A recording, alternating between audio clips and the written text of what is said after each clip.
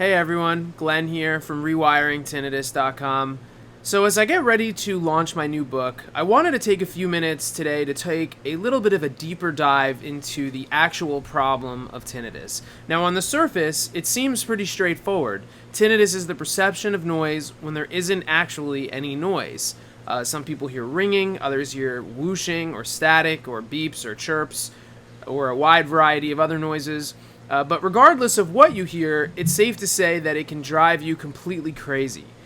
Because we end up spending so much time worrying about how loud it seems and what it sounds like. We look for ways to drown it out and miracle cures to try to quiet it down. But I've found that it's the wrong approach. When you have tinnitus, the only question that really matters is, does it bother you? Because if it does, you can actually do something about it. It's the one thing that you actually have the power to change. So if you're suffering right now, I want you to understand that while there may not be a cure or a reliable way to reduce the volume, you can get to a place where it stops bothering you and dramatically improve your quality of life. Most people never think about it in those terms, and that's because there's a lot more going on with tinnitus than meets the eye. In fact, I would argue that the noise itself isn't even the problem that you should be focusing on, because you can't control the noise. The real issue is our reaction to the sound. Our brains are fully capable of tuning out and eliminating annoying background noise from our conscious awareness with a mental process called habituation. It's how we're able to carry on conversations in crowded restaurants and noisy places.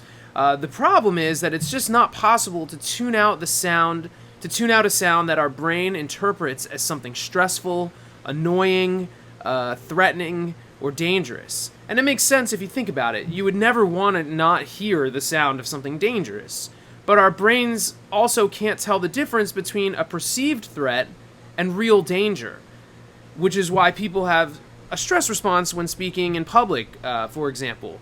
But it's also why tinnitus can start to bother us so much. We react to the sound physically and emotionally as if we are in danger.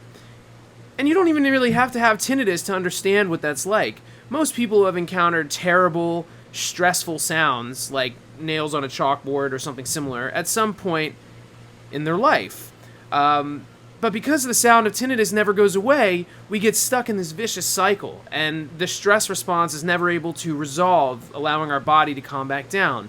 So we just become more and more bothered by the sound of our tinnitus. The good news is that the one thing that we can change is the very thing that prevents us from habituating and finding relief. We have the power to change our reaction to the sound of our tinnitus. Now, it's not easy because our reaction becomes a conditioned response and happens automatically. But it's possible, and that's all that really matters. There may not be a cure, but there is a way forward. We can focus our energy on changing our response to the sound and dramatically improving our quality of life. That's how you got to think about it, in terms of quality of life. So that's all for today.